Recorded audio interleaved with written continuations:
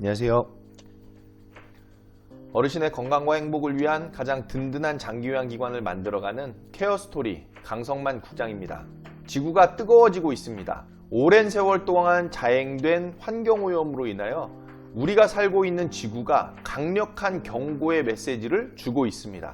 그 중에 하나가 바로 미세먼지일 것입니다. 무분별한 개발로 숲은 파괴되어 버리고 연중 상시 가동되는 수많은 공장의 대기오염 물질들과 자동차 배기가스는 우리가 자연스럽게 숨쉬고 사는 것을 불가능하도록 점차 조여오고 있습니다. 수수방관할 문제가 아닙니다. 어르신의 건강과 행복을 위해서 미세먼지는 폐기능 손상 등의 치명적인 피해를 발생시킴으로써 어르신의 생명을 위협하고 있습니다. 이러한 상황은 비단 어르신을 모시고 있는 우리 장기요양 기관들만의 문제가 아닙니다. 유아, 어린이, 학생, 청년, 장년, 노인 할 것 없이 우리 모두가 당면한 실로 매우 심각한 상황이 아닐 수 없습니다. 우리 장기요양 기관은 어르신께 수준 높은 장기요양 서비스를 바르게 제공함으로써 어르신의 노후를 가치 있고 의미 있게 만들어 드림과 동시에 가정의 부담도 덜어드리는 공익적 역할을 담당하고 있습니다. 하지만 단순히 장기요양 서비스만을 제공하는 것이 그 소임의 전부가 아니라 사회 전반에 걸쳐 발생하는 다양한 문제에 대해서도 유기적으로 연관되어 있는 것이 바로 장기요양 기관이기 때문에 이러한 미세먼지 문제에 대해서도 적극적인 예방과 대처, 환경 회복을 위한 노력을 다해야 할 의무가 있다는 점에 있어서 사회복지인으로서의 가치가 발현되는 것입니다. 지금부터 저와 함께 살펴볼 내용은 장기요양기관이 반드시 숙지하여야 할 고농도 미세먼지 발생 단계별 대처 방법, 관리법 등의 대응 실무 매뉴얼입니다. 모쪼록 이 교육 영상을 통하여 케어스토리 장기요양 기관들이 어르신의 건강과 행복을 위하여 미세먼지 발생 상황에 적절하게 대처하는 역량을 향상시킬 뿐만 아니라 모두의 건강과 행복을 위하여 미세먼지 문제에 대해서도 올바른 의식을 고취하실 수 있기를 바라면서 장기요양기관 고농도 미세먼지 대응 실무 매뉴얼 교육을 시작하겠습니다.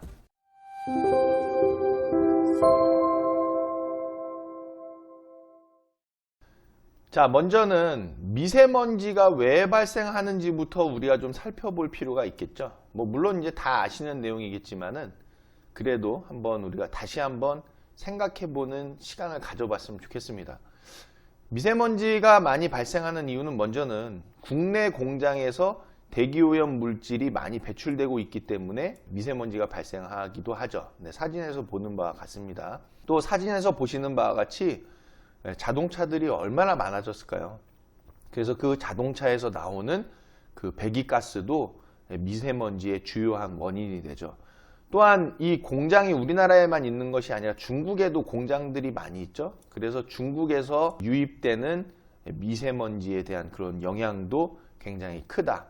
이런 이유로 미세먼지가 발생하고 있다는 겁니다. 자, 이러한 미세먼지 위해성은 말로 설명 안 해도 다 아시는 내용이잖아요. 네, 굉장히 위해합니다. 특히 이제 그림에서 보시는 것처럼 호흡기 질환을 유발시키고 그리고 또 심혈관 질환도 유발시키겠죠. 매우 작은 입자가 호흡기로 침투해서 심혈관 질환과 호흡기 질환을 유발시키게 된다. 그래서 특히나 어르신들께 굉장히 위험할 수 있는 그것이 바로 미세먼지가 되겠죠. 미세먼지는 면역력이 약한 어르신들께 매우 위험할 수 있다는 거 여러분들 아마 잘 알고 계실 겁니다. 자, 이렇게 심각한 고농도 미세먼지가 발생했을 때 효과적으로 대처하기 위해서 정부에서는 고농도 미세먼지를 단계별로 정해놓고 그에 따라서 그 단계에 맞게 조치할 수 있게끔 정해놨습니다. 지금 보시는 화면이 바로 고농도 미세먼지 단계별 조치사항의 내용들인데요. 이렇게 진행이 되겠죠. 자, 먼저는 사전 대비 대응의 단계다. 고농도 미세먼지가 발생하기 전에 우리가 그 발생하는 것을 대비해서 매뉴얼도 숙지하고 사전에 준비를 해놓는 그런 단계가 되겠습니다. 자, 그 다음에는 이제 고농도 예보가 있겠죠. 예보가 있을 때에 우리는 그 예보를 확인해서 미리 사전에 준비를 하고, 그리고 행동 요령과 공지사항의 내용들, 그리고 대응 방안에 대해서도 검토를 해 두시고 있어야만 되겠습니다. 그에 따라서 이제 고농도가 발생을 했다라고 하면은 발령 상황을 수시로 확인하고 계셔야 되겠죠. 그리고 산책이나 야외 활동 같은 것들은 자제해 주셔야만 되겠고, 대응 조치도 실시를 해 주셔야 하는 단계가 바로 고농도 발생의 단계다. 그에 따라서 이제 이 고농도가 더욱 이제 심해져서 주의보까지 이제 발령이 됐다고 하면은 발령 상황을 계속 수시로 확인하고 모니터링하고 있어야만 됩니다. 그리고 산책 등 야외 활동을 당연히 금지해 주셔야만 되겠고, 대응 조치도 계속적으로 실시해 주셔야만 합니다. 자, 그리고 경보까지 발령이 되면은 발령 상황을 수시로 확인하면서 야외 활동은 전면 금지가 되겠죠. 그리고 혹시라도 질환자가 발생했다면은 질환자를 파악해서 대응 조치를 취해 주셔야만 되겠죠. 자, 그리고 나서 이제 발령이 해제가 되면은 해제 상황을 확인을 하시고 실내외도 환기를 시키면서 청소를 해주시면 되겠습니다. 이때 청소는 이제 뒤에서 나오겠지만은 물 청소 같은 것들을 해주셔야 되겠죠. 그리고 조치 결과를 보고해야 되는데 시군구에서 시설에서 어떤 조치를 했는지 그런 내용들에 대해서 조치 내용에 대해서 요청을 할 겁니다. 그러면은 시설에서는 시군구에 그 조치 결과를 보고하시면 되겠습니다. 자, 이런 단계로 진행된다라는 것을 여러분들께서는 일단은 흐름을 알아두시고 고농도 미세먼지 발생에 따라서 혹시라도 주의보라든지 경보라든지 이런 것들이 발생이 되면은 적절하게 대처해 주실 수 있어야만 되겠습니다. 자, 방금 보셨던 고농도 미세먼지 발생에 있어서의 단계를 우리가 봤잖아요. 자, 그 단계별로 먼저 그 단계에 있어서 첫 번째 상황이죠. 평상시입니다. 우리가 평상시에 고농도 미세먼지 발생을 염두에 두고 어떤 준비를 하고 있어야 할지를 지금부터 살펴보실 텐데요. 먼저는 고농도 미세먼지 발생 시의 대처 방법을 숙지하고 있어야 되겠죠. 자, 이런 것들을 숙지하려면 지금 보고 계신 이 영상, 이 교육 영상의 내용들을 여러분들께서는 꼭 숙지하고 계셔야만 한다는 겁니다. 자, 그리고 미세먼지 문자 알림 서비스에도 가입하고 계셔야 되겠죠. 자, 모바일 앱으로 가입하시는 것이 좋고요. 우리 동네 대기질이라는 어플이 있어요. 자, 그 어플을 다운로드 해주셔서 우리 지역에 지금 미세먼지 상태가 어떤지 그 공지를 받을 필요가 있겠다. 자, 그리고 예보는 에어코리아라는 홈페이지에서도 확인하실 수 있고요. 네, 주의보나 경보 같은 경우에는 시도에서 또 알려드리기도 합니다. 그리고 에어코리아 홈페이지에서도 확인하실 수 있죠. 우리가 그 긴급 문자가 계속 오고 있는데 긴급 문자를 통해서도 주의보나 경보를 알 수 있겠다라는 겁니다. 자, 그리고 어르신 보호자, 그리고 종사자, 유관기관과의 비상연락망도 구축해 놓고 있어야만 되겠죠. 또 미세먼지 대응 요령에 관해서 어르신 보호자 종사자를 대상으로 정기적으로 교육을 실시해서 우리가 대처 방법을 숙지하고 있어야만 되겠다는 것입니다. 자, 그리고 관리에 주의가 필요한 어르신은 사전에 파악을 해서요, 관리 대책을 마련해 놓고 있어야만 되겠죠. 특히나 폐질환을 갖고 계신 어르신, 호흡기 질환을 갖고 계신 어르신에 대해서 미리 파악을 해두고 이 미세먼지가 발생을 했을 때 혹시라도 어르신께서 피해를 당하지 않으시도록 우리가 사전에 그러한 어르신들이 누군지 파악을 해두고 관리 대책을 수립해 놓을 필요가 있겠습니다. 관리 대상 어르신 현황도 파악하고 위생 점검도 하고 건강 체크도 하고 또 응급 조치 요령도 사전에 숙지하고 계셔야 되겠죠. 자, 그리고 우리가 고농도 미세먼지가 발생했을 때를 대비해서 보건용 마스크 KF88, KF94, KF99를 사전에 어르신 인원과 또 종사자 선생님들 인원별로 해서 구비를 해 두시면 좋겠습니다. 자, 그리고 평상시는 당연히 미세먼지 상태가 좋은 상태거나 보통인 상태가 되겠죠. 우리가 평상시에 미리미리 고농도 미세먼지에 대한 대응 요령을 숙지를 하고 계셔서 지금 방금 설명드린 이런 내용으로 대처 방법을 숙지하셔서 고농도 미세먼지가 발생했을 때 적절하게 우리가 행동할 수 있도록 사전에 준비를 해 주셔야만 되겠습니다. 자, 또한 평상시에요, 상비약도 비치를 하고 계셔서 정기적으로 점검할 수 있어야만 되겠죠. 어르신께서 고농도 미세먼지로 인해서 혹시라도 피해가 발생한다고 했을 때에 구급약 같은 것이 없으면 안 되겠죠. 상비약도 비치를 하고 비치해서 끝나는 것이 아니라 정기적으로 점검을 해 주셔야만 되겠습니다. 또 공기청정기를 적절히 사용하고 상시적으로 환기를 해서 실내 공기질을 청결하게 유지할 수 있어야만 되겠죠. 특히 우리 노인 요양시설, 또 노인 요양 공동생활 가정, 주간보호시설들이 공기청정기를 보급받았던 적이 있죠. 정부 지원 사업을 통해서 공기청정기를 지원받았기 때문에 그 지원받은 공기청정기도 잘 관리해 주시고, 혹시라도 영상을 보시는 시설에서 공기청정기가 없다고 하면은 기능보강 사업이라든지 또 지원 사업 등을 통해서 공기청정기를 마련을 해가지고 실내 공기질을 청결하게 유지하실 수 있도록 조치해 주셔야만 되겠습니다. 평상시 환기는 하루 2번 해주시면 좋죠. 오전과 오후로 30분씩 실시하면 되겠고요. 나쁨 이상의 단계에서는 가급적 환기는 자제해 주셔야만 되겠죠. 필요에 따라서 실시해 주실 필요가 있습니다. 그리고 환기시설, 공기청정기나 창문, 또 공기 배출장치 등은 수시로 청소해서 관리해 주셔야만 되겠고요. 월 1회 이상 천장, 또 벽면, 창틀, 또 방충망 등 먼지가 쌓이지 않도록 물걸레로 물 청소를 해주셔야만 되겠습니다. 또 출입구에 먼지 제거용 바닥 매트를 설치해 주시고요. 실내에서는 실내화를 착용하셔서 미세먼지를 줄일 수 있어야만 되겠습니다. 자, 평상시에 이어서 이번에는 1단계 고농도 미세먼지 예보의 단계인데요. 이길 예보 나쁨 이상의 단계가 바로 1단계 고농도 미세먼지 예보가 되어져 있는 상황이라는 거죠. 그래서 이길 예보입니다. 다음날 예보죠. 자, 이때에는 시설 종사자와 어르신들께 행동 요령을 공지해 주실 수 있어야만 되겠습니다. 내일 미세먼지가 나쁨 이상이기 때문에 어떻게 행동하셔야만 한다. 어떻게 시설에서 생활을 제공해 드릴 거다라는 것들을 어르신들께 공지를 해 주셔야만 되겠죠. 또 서비스를 제공하는 종사자분들께도 전체적으로 공지를 해 주셔야만 됩니다. 자, 그리고 나서 비상 연락망 같은 것도 미리미리 한번 체크를 해 보셔야 되겠죠.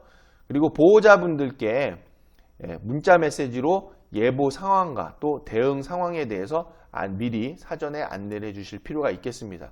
내일 미세먼지가 나쁨 이상의 단계가 되기 때문에 시설에서는 어떠한 방향으로 어떠한 방법으로 이 미세먼지에 대응을 할 것이다.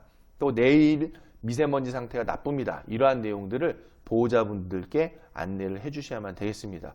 그리고 에어코리아 홈페이지 또는 우리 동네 대기질 모바일 앱을 통해서 미세먼지 예보 상황과 그리고 농도 변화를 수시로 확인해 주시는 단계가 바로 1단계 고농도 미세먼지 예보의 단계라는 거죠. 자, 이에 따라서 이제 고농도 미세먼지 상태가 나쁨과 매우 나쁨으로 가게 되는 그런 상태가 되겠습니다. 자, 그래서 1단계에 이어서 2단계 고농도 미세먼지가 이제 발생한 단계가 되겠죠. 이때에는 당연히 나쁜 공기질 상태 그리고 매우 나쁨의 미세먼지 상태다. 해당 지역과 인근 측정소의 시간당 미세먼지 농도가 나쁨 이상으로 발생한 상황입니다.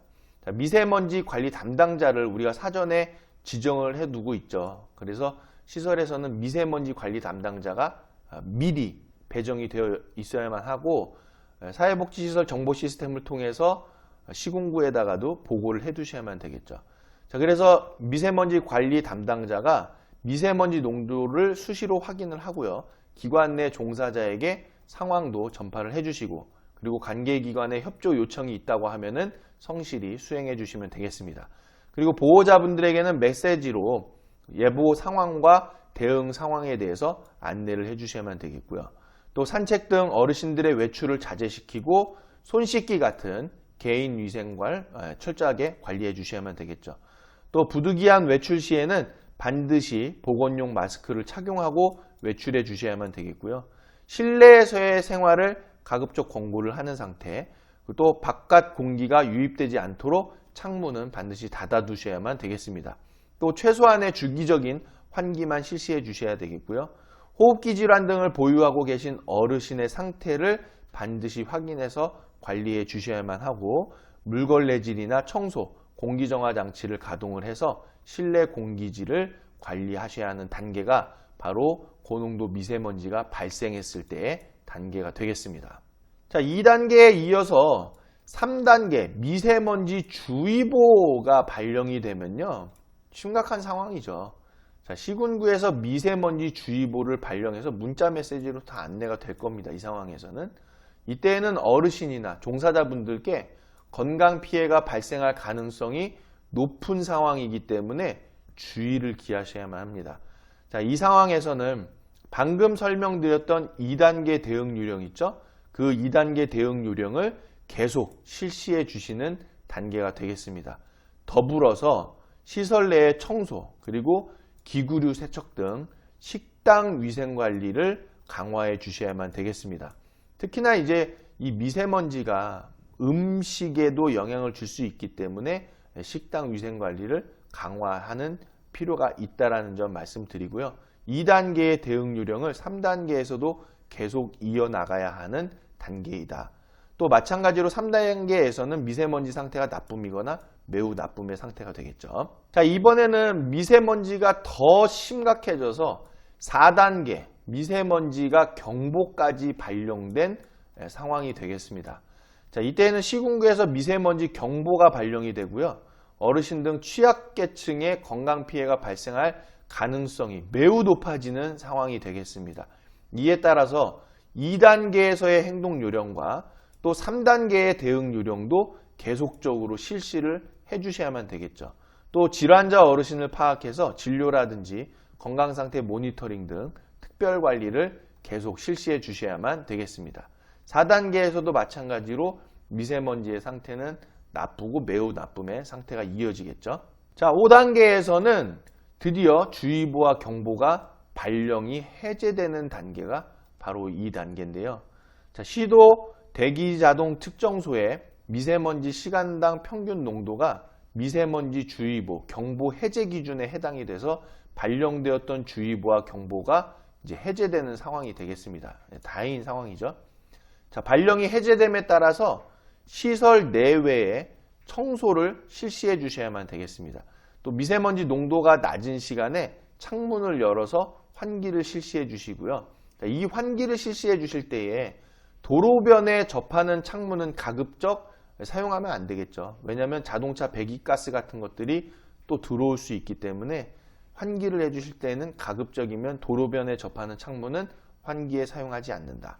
자, 어르신 중에 혹시라도 환자 발생 여부가 있다고 하면 파악을 해 주셔서 충분한 휴식을 제공하거나 의료기관의 필요에 따라서는 연계하실 수도 있겠습니다. 특히나 이제 주간보호시설 같은 경우에는 혹시라도 이 미세먼지로 인해서 어르신들께서 어떤 피해가 있다든지 그럴 때에는 조기기과도 안내해 주실 수 있는 그런 상황이 되겠죠. 자, 주의보와 경보가 발령 해제됨에 따라서 미세먼지 상태는 다시 좋음과 보통의 상태로 회복될 수 있겠습니다. 자, 이제 마지막 단계로서 주의보도 해제가 되고 경보도 해제가 되고 그리고 나서 우리가 대응 방법을 했던 조치를 했던 그런 결과를 이제 보고하는 단계가 되겠는데요. 시설 미세먼지 담당자는 미세먼지 대응 조치 결과를 시도 담당 부서에 보고하게끔 됩니다. 자, 경보 발령 후 7일 이내에 이루어지게 되고요. 시도 담당 부서에서 아마 이제 시설로 별도의 공지가 나갈 겁니다. 그러면 그 공지에 따라서 대응 조치 하신 것들을 작성을 해서 시군구에다가 보고를 해주시면 되겠죠. 자, 그리고 다시 평상시 단계로 돌아가서 대응 요령을 숙지를 하고 다음번 미세먼지 상황을 사전에 철저하게 준비해 두시고 있으면 되겠습니다. 이때에도 이제 다시 대기질의 상태는 좋음과 보통으로 돌아가겠죠.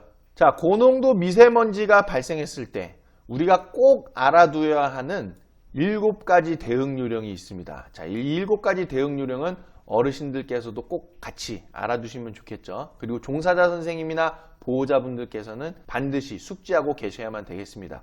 자, 첫 번째로는 외출은 가급적 삼가해 주셔야만 되겠죠. 실외 활동을 최소화해 주셔야만 되겠죠. 고농도 미세먼지가 발생했는데 실외 활동을 하고 있다고 하면은 당연히 피해를 입을 수가 있습니다. 자, 두 번째로는 외출 시에는 보건용 마스크를 착용한다. 마스크 착용으로 혹시라도 호흡이 불편하신 분이 계시다면 사용을 중지하고 필요시에는 의사나 전문가 등 분들과 상담도 해주시면 좋겠습니다. 어쨌든 외출 시에는 보건용 마스크를 꼭 착용을 한다는 거. 자, 그리고 외출 시에는 대기 오염이 심한 곳은 피해서 그리고 활동량을 줄여주셔야만 되겠죠. 미세먼지 농도가 높은 도로변이나 공사장 등에서의 노출 시간을 줄이고요. 미세먼지 농도가 높을 것 같은 환경에서는 야외 활동을 자제해 주셔야만 되겠습니다. 그리고 네 번째로는 외출 후에는 반드시 깨끗이 씻어야 되겠죠. 자, 어르신도 외출하고 오셨다고 하면은 샤워를 제공해 드리거나 필수적으로 손발, 눈, 코를 흐르는 물에 깨끗이 씻고 양치까지도 제공해 주셔야만 되겠습니다. 또 보호자분들도 마찬가지고 종사자분들도 미세먼지가 발령된 상황에서 외출을 하셨다고 하면은 꼭 깨끗이 씻어 주시고 손발, 눈, 코를 흐르는 물에 씻고 양치도 해주셔야만 한다는 거 잊지 않으셔야 되겠죠. 또한 다섯 번째로는 물을 많이 드시고요. 그리고 비타민C가 풍부한 과일, 야채 등도 충분히 섭취해 주시는 것이 좋겠습니다. 물을 많이 드셔야 되는 것은 뭐 당연하죠. 그리고 비타민C가 풍부한 과일과 야채를 충분히 섭취하시면은 미세먼지에 대응할 수 있는 영양 상태를 갖출 수 있기 때문에 비타민C가 풍부한 과일과 야채를 충분히 섭취를 해주시면 좋겠습니다. 어르신께도 제공해드리고 종사자분들께도 같이 제공해드려서 모두가 고농도 미세먼지에 대응하는 건강 상태를 유지하실 수 있도록 조치해 주시면 좋겠죠. 자, 여섯 번째로는 항상 적절한 환기와 실내 물걸레질, 물 청소를 실시하시고요. 또 공기청정기를 가동해서 실내 공기질을 관리해 주시면 좋겠습니다. 또 대기오염 유발 행위에는 우리가 자제해야 되겠죠. 환경을 위해서 대중교통을 가급적 이용해 주시고 혹시라도 폐기물 태우는 행위는 이거 위법한 행위죠. 절대로 해서는 안 되겠습니다. 이런 행위들을 꼭 자제해 주시기를 당부를 드리겠습니다. 자, 우리가 계속 환기를 해야 한다. 주기적으로 환기한다. 자, 이거에 대해서 말씀을 계속 드렸는데 환기를 그러면 어떻게 해야 할지 우리가 환기 요령을 좀 살펴보시면요. 실내 공기의 오염도가 높을 때 그때에는 창문을 통한 환기 또는 공기순환 장치 등을 통한 환기를 실시해 주셔야만 되는데 자, 외부 미세먼지가 나쁨 단계 이상일 때 자, 외부가 그렇죠. 자, 그때에는 창문을 통해서 자연환기를 하면 안 되겠죠. 네, 자연환기는 자제해 주시고 실내 공기질 오염 상황에 따라서 필요한 경우에는 짧게 환기하고 물 청소를 실시해 주시면 되겠습니다. 자, 대기가 정체되어 있는 시간대가 있어요. 자, 그런 시간대는 가급적 피해서 오전 10시부터 오후 9시 사이에 하루 3번 30분 정도 환기를 실시해 주시는 것이 좋다라는 거죠. 자, 오전 10시부터 9시 사이에 하루 3번 30분 환기입니다. 자, 그리고 창문을 통한 자연환기 시에는 대기오염도가 높은 도로변 쪽 창문을 제외하고 다른 창문을 통해서 환기를 실시해 주시는 것이 좋겠고요. 조리 시에는 주방 후드, 닥트라고 하죠. 그런 걸 가동을 하고 그리고 자연 환기를 동시에 실시해 주시는 것이 좋겠고요. 조리 후에도 30분 정도는 환기를 해주셔서 실내의 공기질을 유지해 주시는 것이 좋겠습니다. 자, 마지막으로 우리가 미세먼지를 줄이기 위해서 어떤 행동을 해야 할지 자, 그런 실천 방안을 우리가 살펴보실 텐데요. 10가지입니다. 자, 먼저 첫 번째로는 가까운 곳은 걷거나 가급적 자전거를 타면 좋겠죠. 또 대중교통을 이용하는 것이 필요하다. 또 우리가 자동차를 구매할 때는 친환경 자동차를 구매할 필요가 있겠죠. 여러분도 잘 아시겠지만은 경유차, 노후된 경유차 같은 경우에는 지금 폐차를 해서 자동차로 인한 오염이 발생하지 않게끔 정부에서도 조치하고 있죠. 그리고 공회전은 하지 않도록 해야만 되겠습니다. 그리고 3급, 급출발, 급가속, 급감속을 하지 않아야만 되겠고요. 또 에너지 사용을 줄일 필요가 있겠죠. 에너지 고효율 제품을 구입해서 사용한다든지 또는 사용하지 않는 제품에 대해서는 코드도 뽑아두는 것이 좋겠습니다. 또 공기 정화기에 필터는 자주 청소해 주시는 것이 좋겠고요. 조리 시에는 환기장치로 실내 공기를 정화해 주셔야만 되겠습니다.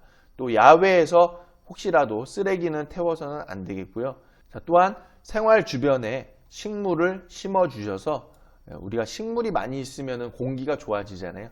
그런 것처럼 식물을 많이 심어 주셔서 공터라든지 또는 실내에는 정화식물 같은 것도 비치를 해두시면 좋겠습니다. 자, 여기서 제일 중요한 거는 뭐니 해도 자연을 사랑하는 마음이 필요한 것이죠. 우리가 자연을 사랑하는 마음을 가지고 이러한 미세먼지 줄이기 10가지 사항들을 실천을 해주신다면은 뭐 금방은 아니더라도 오랜 시간 이러한 실천을 통해서 미세먼지가 줄어들 수 있겠다라는 것들을 여러분들과 함께 공감을 가졌으면 좋겠습니다. 특히나 우리 장규양 기관에서 종사하시는 분들께서는 제가 서두에서도 말씀드렸다시피 공인입니다. 공인. 여러분들도 공인인 겁니다. 뭐 공인이라는 것이 어떤 뭐 꼭 연예인만 공인이다라는 것은 아니고요.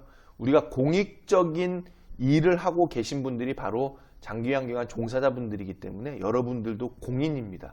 자, 공인으로서 우리가 환경을 사랑하고 자연을 사랑하는 그런 마음을 가지고 미세먼지를 줄일 수 있도록 지금 이 10가지 행동 요령들을 꼭 함께 실천을 해서 우리 대한민국이 미세먼지가 점차적으로 줄어들어서 결국에는 미세먼지 없는 청결한 대한민국이 될 수 있도록 우리 함께 이런 내용들을 실천했으면 하는 바람입니다. 자, 여기까지 미세먼지 단계별 대처 방법과 행동 수칙 등에 관해서 살펴보셨습니다. 우리의 자연은 어르신뿐만 아니라 우리 모두에게 건강과 행복을 제공하는 없어서는 안 될 소중한 자원이죠.